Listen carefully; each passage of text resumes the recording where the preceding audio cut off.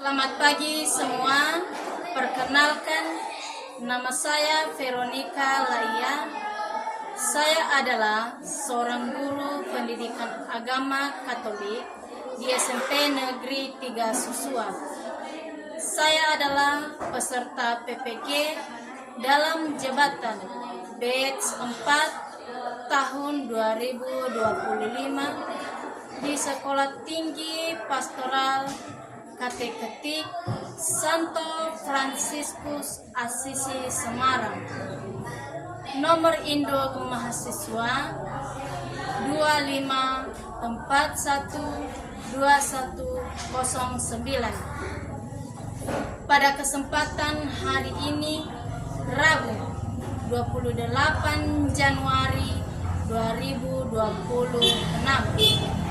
akan menjalani ujian kinerja secara luring di SMP Negeri 3 Susua dengan materi Yesus mewartakan kerajaan Allah melalui perumpamaan di kelas 9 dengan model pembelajaran PBL.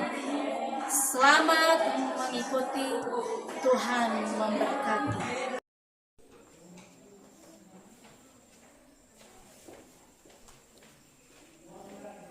Selamat pagi anak-anak. Selamat pagi, Bu. Bagaimana kabar kalian? Baik, Bu. Apakah ada yang sakit? Tidak, Bu. Apakah sudah hadir semua? Sudah, Bu.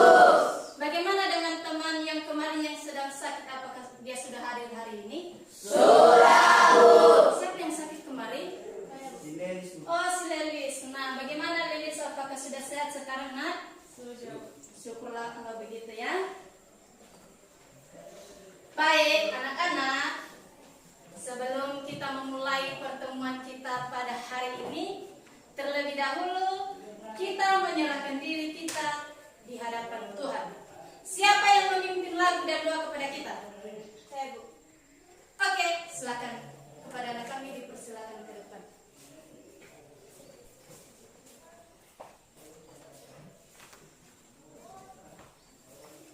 Baik teman-teman, saya undang untuk berdiri. Mari kita bernyanyi. Hari ini harinya Tuhan. 1, 2, 3. Hari ini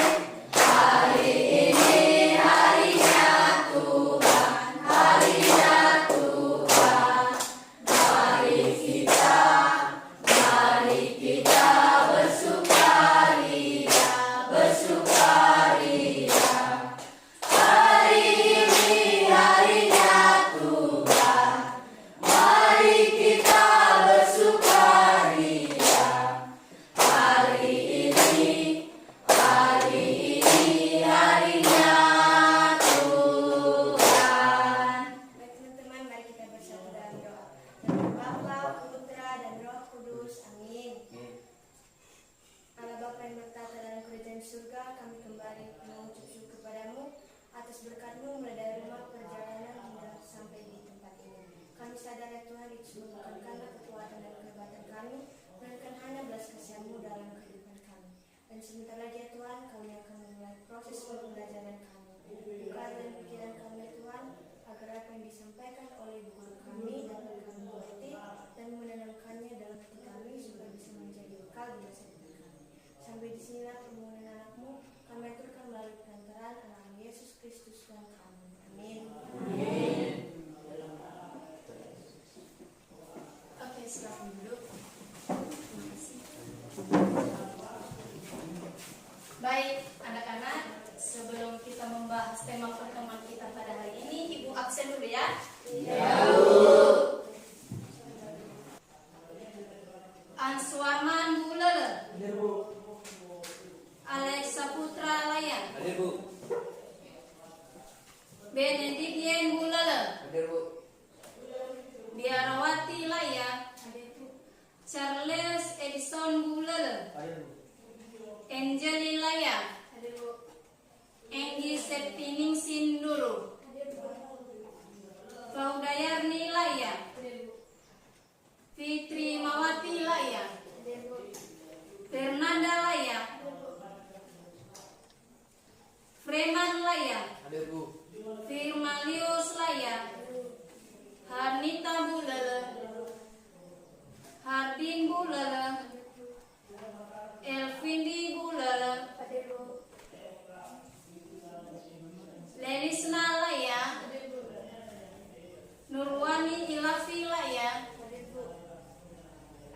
Supplementary lah ya. Wernita Bulel.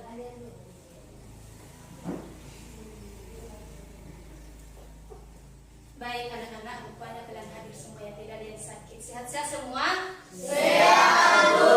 Baik, maka mari kita masuk pada tema pertemuan kita pada hari ini.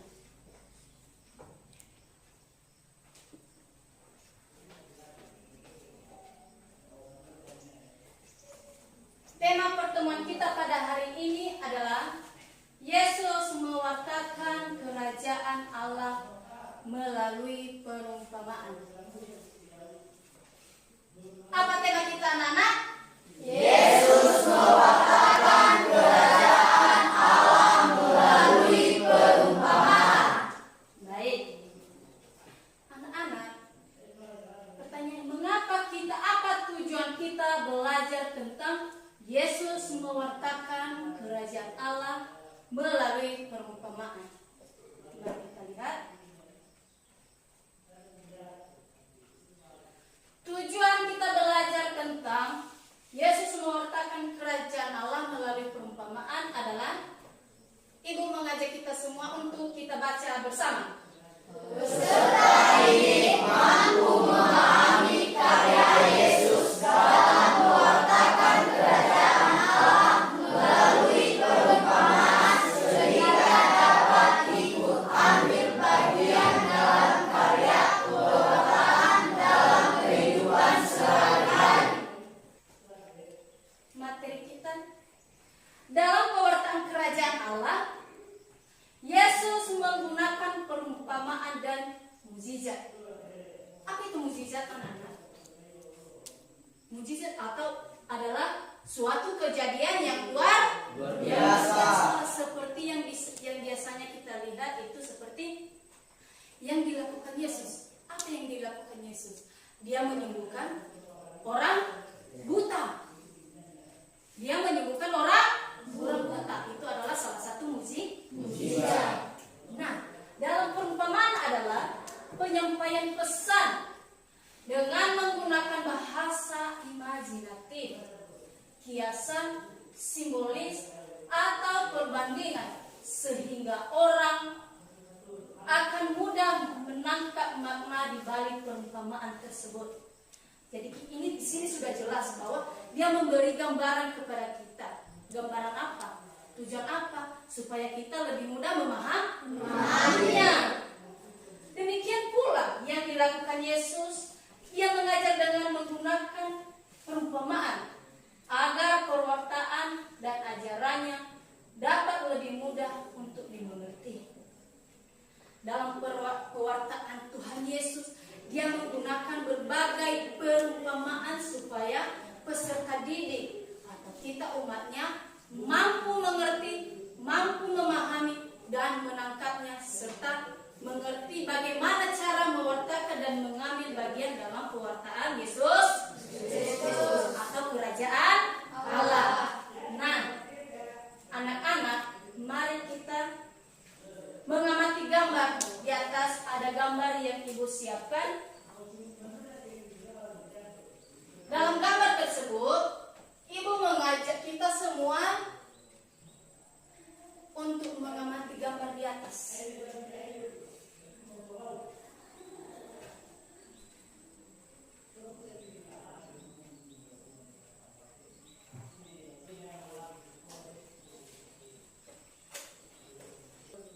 Nah, anak-anak, ada beberapa gambar di atas telah kita melihat bersama. Jadi Ibu bertanya, apa yang Anda pahami dan yang Anda lihat ketika melihat gambar di atas? Apa yang Anda pahami ketika sudah melihat kedua gambar di atas? Oke. Gambar yang saya lihat di atas itu adalah salah satu seorang petani yang sedang menaburkan benih. Oke. Ada lagi yang bisa memberi tanggapan dari beberapa gambar di atas? Saya, Bu. Oke, silakan. Yang saya lihat dalam gambar di atas, seseorang yang menanam biji jagung. Ada lagi?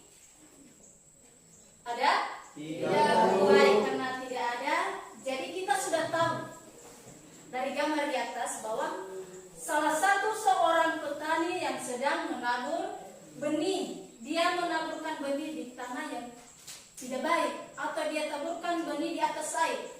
Menurut anak-anak, apakah dengan kita menaburkan benih di atas air, apakah itu tumbuh? Tidak.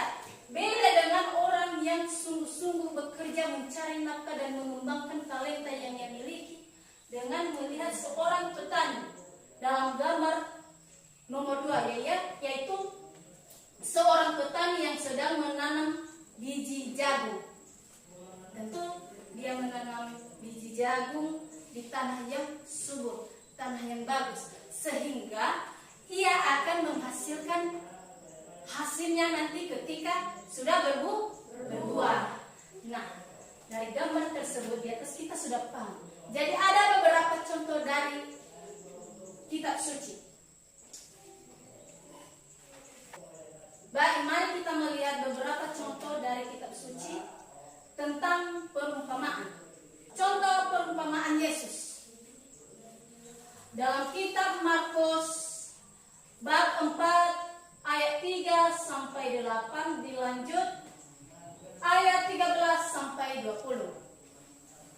Dengan mengatakan, untuk menegakkan kerajaan Allah, betapapun ada kegagalan, karyanya itu akan menghasilkan buah panen yang berlimpah melebihi apa yang diperkira manusia. Jangan putus asa. Artinya bahwa seorang yang mau menabur di tanah atau dia menanam suatu tanaman, bisa itu dalam jenis padi, cabai, meskipun ia banyak mengalami kegagalan, tetapi itu tidak akan membuat dia untuk putus asa. Dia tetap semangat karena dia percaya bahwa suatu saat ia akan memanen memanen hasil yang lebih banyak lagi. Karena dia percaya bahwa Tuhan selalu campur tangan dalam segala usahanya. Contoh yang kedua, perumpamaan tentang lalang di antara gandum. Dalam kitab Matius 13 ayat 24 sampai 30. Artinya, tegaknya kerajaan Allah justru terjadi di balik yang baik dan jahat. Bisa hidup bersama dan dengan penuh kesabaran serta kasih mendorong yang jahat menjadi baik. Nah, kita di sini tentu orang baik dan yang jahat ketika hidup bersama. Tentu kalau banyak yang namanya kebaikan mempengaruhi kejahatan, maka orang itu akan menjadi lebih baik. Keempat, harta terpendam dan mutiara berharga. Dalam kitab Matius 13 ayat 14 sampai 44 sampai 46, artinya hidup dalam kerajaan Allah adalah hidup yang penuh sukacita, sekalipun untuk mencapainya seseorang harus berani meninggalkan segalanya.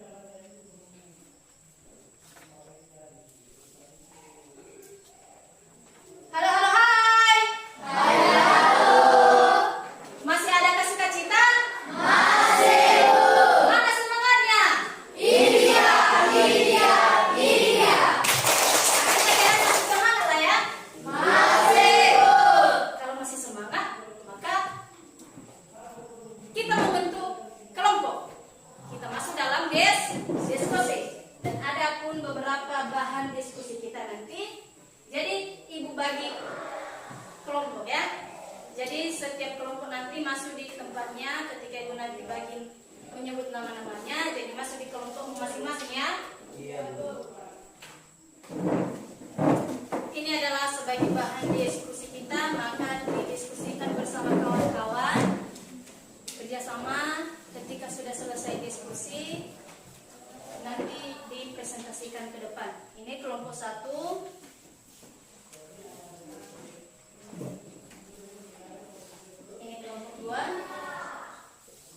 Kerja bersama kawan.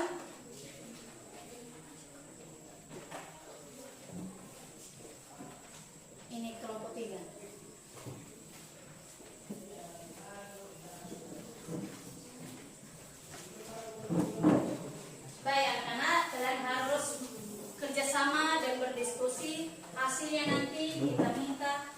setiap berkelompok untuk mempresentasikannya di depan.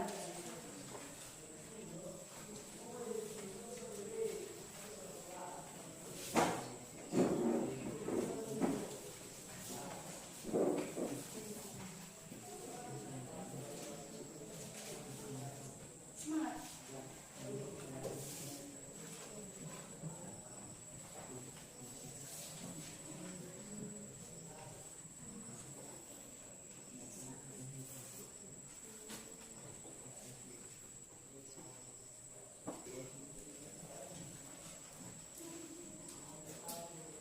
Menarik teman.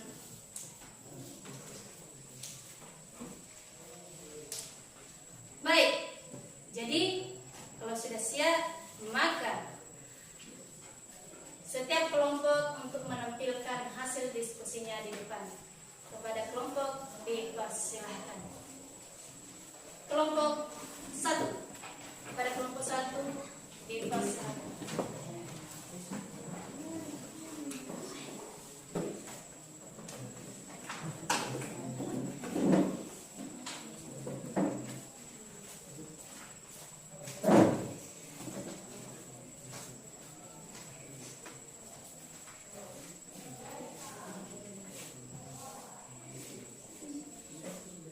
Baik, terima kasih kesempatan yang telah diberikan kepada kami dari kelompok 1 untuk mempresentasikan hasil diskusi kelompok kami tentang perumpamaan seorang penabur.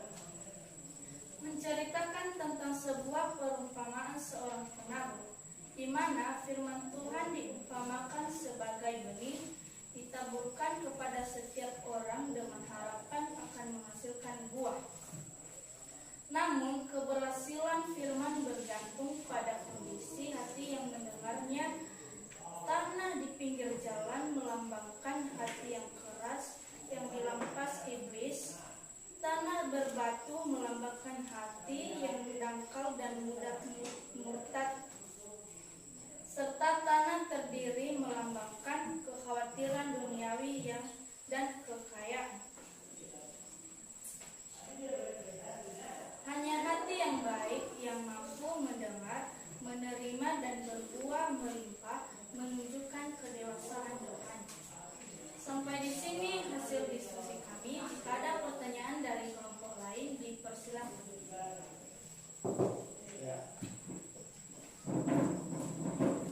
Baik, kami dari kelompok 3 ingin bertanya, kitab mana dan ayat berapa yang menceritakan perumpamaan seorang penabur?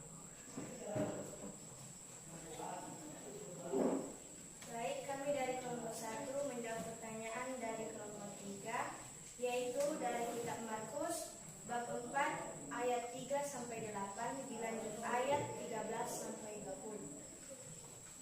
Baik, jika ada lagi pertanyaan dari kelompok lain, dipersilakan.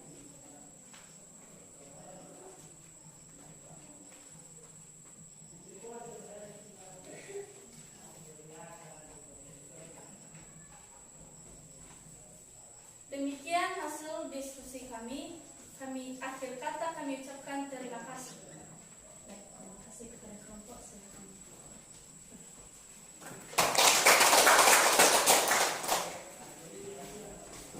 Dan terima kasih hasil presentasi dari kelompok 1. Maka kita mempersilakan kelompok 2 untuk mempresentasikan hasil diskusi. Semoga ini lebih luar biasa lagi ya dari kelompok 1. Oke, kepada kelompok 2 dipersilakan.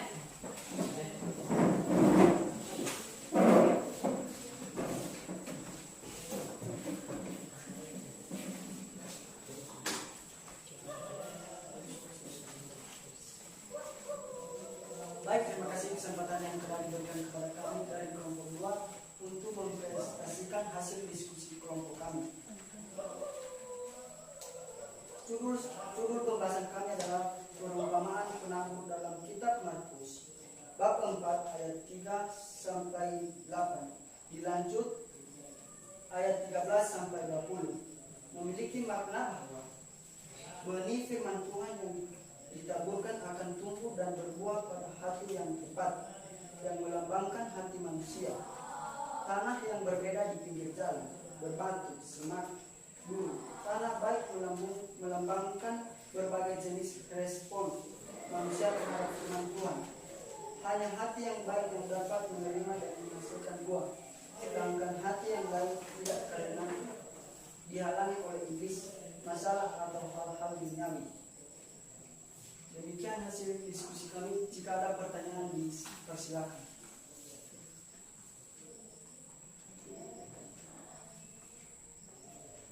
Baik, jika tidak ada pertanyaan, kami akhiri hasil diskusi kelompok kami. Terima kasih.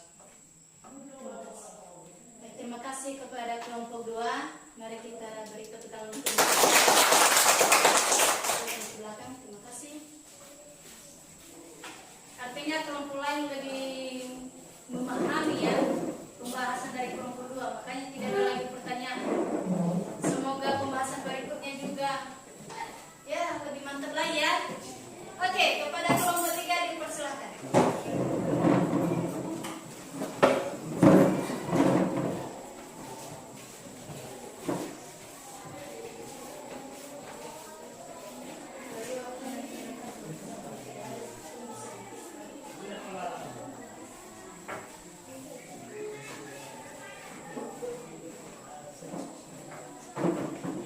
Baik, terima kasih kesempatan yang telah diberikan kepada kami untuk memaparkan hasil diskusi kami oleh kelompok 3 dengan judul Mengapa Yesus mengajarkan perumpamaan tentang penabur.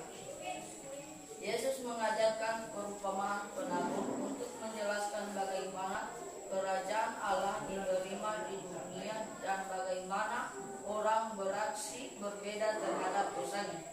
Karena setiap orang memiliki hati yang ibarat dengan tanah. Ada tanah yang baik, tanah keras, tanah berbatu, dan lain-lain. Yang mengaruhi hasil benih yang ditabur atau firman Tuhan yang disampaikan. Baik, jika ada pertanyaan atau tanggapan, dipersilakan.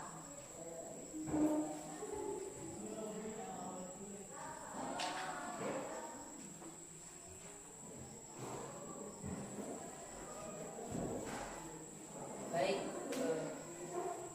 terima kasih. Baik, karena tidak ada pertanyaan dan tanggapan, kami akhiri. Terima kasih. Baik, terima kasih kepada kelompok. Silakan ke belakang. Mari beri tepuk tangan untuk mereka.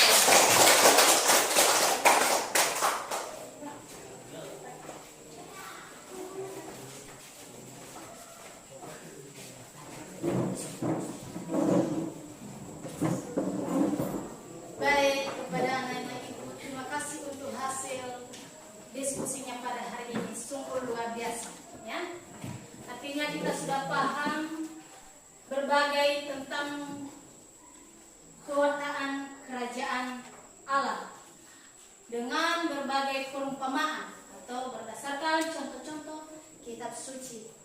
Jadi kita sudah tahu tujuan dari perumpamaan itu adalah untuk mewartakan kerajaan Allah serta memberi kita pemahaman agar kita sebagai masa depan gereja, wajah-wajah gereja ini ambil bagian dalam pewartaan kerajaan Allah.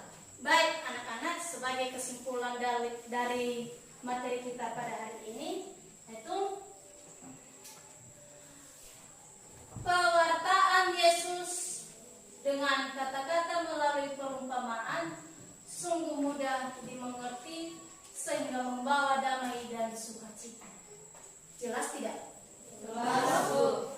Itu memang membawa kedamaian bagi kita ketika kita sungguh memahaminya. Kalau kita tidak memahami, tentu kita tidak bahagia. Kita berpikir entah apa ini. Jadi ketika kita sudah memahami, maka kita bahagia dan bersukacita. Sebagai murid Kristus, kita diajak untuk turut mewujudkan suasana kerajaan Allah melalui kata-kata dan ucapan kita.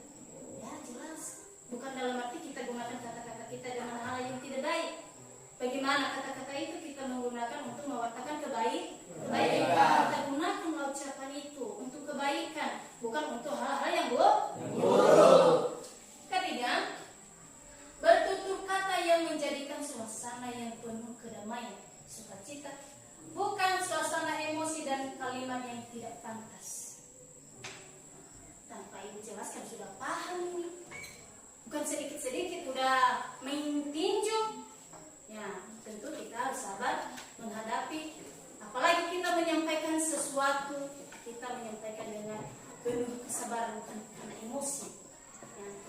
Jadi, baik anak-anak, demikian pertemuan kita pada hari ini. Materi kita telah selesai. Maka, sebagai bahan atau sebagai tugas di rumah kita, ibu ajak kita semua untuk menulis tugas di atas dan dikerjakan di rumah. Minggu depan jangan lupa ya, dikerjakan dalam minggu ini. Besok diserah, minggu depan diserahkan. Jangan ada yang tidak mengerjakan ya. Iya. Harus mengerjakan, tapi kerja dengan sungguh-sungguh.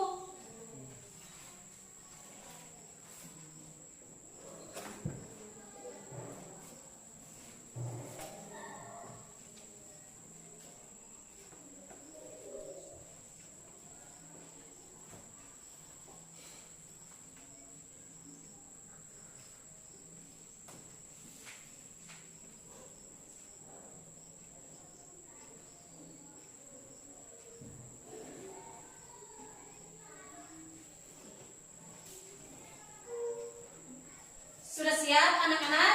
Sudah. Pertemuan kita pada hari ini telah selesai. Mari kita bertepuk tangan untuk semua. Jadi sebelum kita pulang, ingat tugasnya ya. Tugas. Sebelum kita pulang, maka kita menutup pertemuan kita ini dengan lagu dan doa. Siapa yang bisa memimpin kita? Oke, silakan ke depan.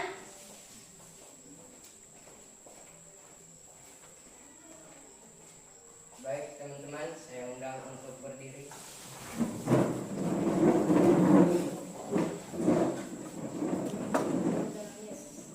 Sebelum kita berdoa, mari kita bernyanyi Dalam Yesus Kita Bersaudara. 3, 2, 1.